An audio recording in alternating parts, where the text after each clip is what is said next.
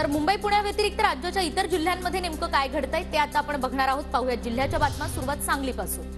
सांगलीच्या दोन ध्येयवेड्या तरुणांनी 1.5 वर्षाच्या अथक परिश्रमानंतर साकारली पहिली सोलार बोट। बंगळुरूच्या IIM मधून शिक्षित ऋषी मेथा आणि साहिल मुजावर यांची ही कामगिरी। 28 फुटांची बोट तर 12 प्रवासी क्षमता। अमरावतीच्या मेळघाटमध्ये होळीनिमित्त नवनीत राणांकडून महिलांना साड्यांचं वाटप। मात्र साड्या पाहून आदिवासी महिलांचा संताप।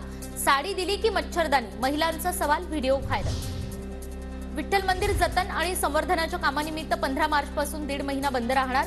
सकाळी 5 ते दुपारी 11 वाजेपर्यंत देवाचं मुखदर्शन घेता येणार। अमरावतीतील पांढरी खानापूर गावच्या प्रवेशद्वाराचा मुद्दा तापला। आंदोलकांचा विभागीय आयुक्त कार्यालयामध्ये शिरण्याचा प्रयत्न, आंदोलकांची पोलिसांवर दगडफेक। गोंदियाच्या नवेगाव बांध नागझिरा व्याघ्र प्रकल्पात आणखी 3 वाघ सोडण्यात येणार, प्रक्रिया अंतिम टप्प्यात। कोकण रेल्वे मार्गावर शुक्रवारी मेगा ब्लॉक, 5 गाड्यांच्या वेळापत्रकात अंशतः बदल। राजापूर रोड ते सिंधुदुर्ग दरम्यान देखभाल दुरुस्तीच्या कामासाठी मेगा ब्लॉक जारी। नाशिक जिल्ह्यात मुद्रांक लेखनी बंद आंदोलनामुळे 8 कोटींचा व्यवहार ठप्प। जिल्ह्यातील 26 दुय्यम निबंधकांसह मुख्यालयातील कर्मचाऱ्यांचा सहभाग। समृद्धी महामार्गावर गाड्यांच्या गतीला ब्रेक लागणार। बेशिस्त वाहन चालकांवर कारवाईसाठी दर 10 किलोमीटरवर वेग मोजणारं यंत्र उभारण्यात येणार।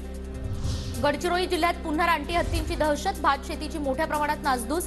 वन विभागाकडून कोणतीही कारवाई होत नसल्याचा आरोप।